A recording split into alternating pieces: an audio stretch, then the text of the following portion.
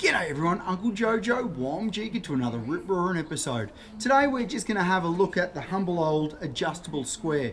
Love an adjustable square, use it all the time. It's also known as the combination square.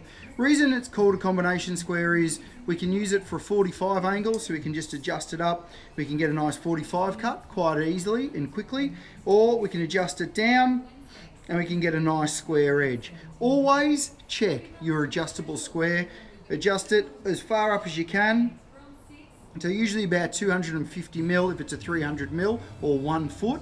Check your square edge, then flip it over, check the square edge again. Make sure that those two lines match up. If they don't, you know it's out of square. I know that this one's out 1.5 mil over 300 mil or 1 foot, so I make allowance for that as I go. Another great part of the adjustable square is that it's got a bubble level, or what's called a spirit level in the handle. I use that all the time if I'm cutting timbers that are already in place and I want to make sure that it's a flat square cut. So that comes in really handy for that. Another thing I love to do is adjust my square to the 100 mil mark. So I'll come up 200 and I'll leave my handle at the 200 mil, and then I've got my increments running the other side perfectly.